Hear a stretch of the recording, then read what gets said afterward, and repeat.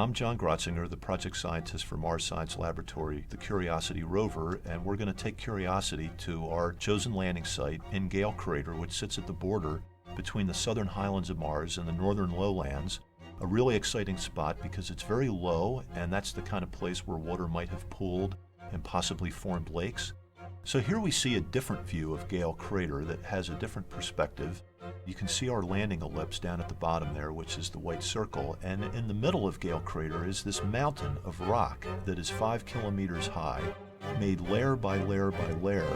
But the layers at the bottom are the ones that we're most interested in because we think that those were deposited in an aqueous environment, which is very important for understanding habitability. What you can see here now is that we're about to land very close to the center of the landing ellipse, and we have a couple of different routes that we can take. The scientists on the team prefer the one on the right, and so what we would do is drive along it.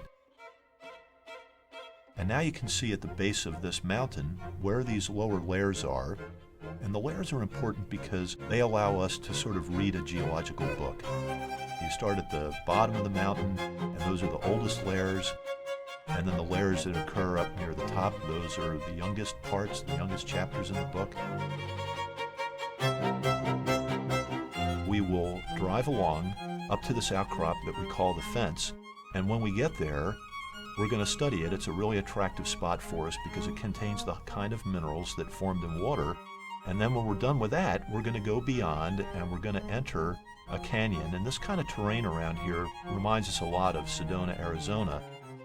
And all the rocks around here formed in aqueous environments. And so there's a lot of rock, hundreds of meters of it, layer after layer that we can study to tell us about the history of Mars at Gale Crater.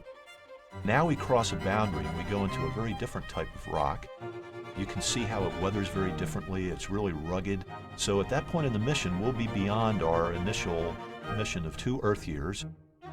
This will take us into many years afterwards of exploration as we drive around this very rugged terrain. If we make it, we'll be able to look back over the area that we have previously studied, back down in towards the bottom of Gale Crater, back towards our landing ellipse.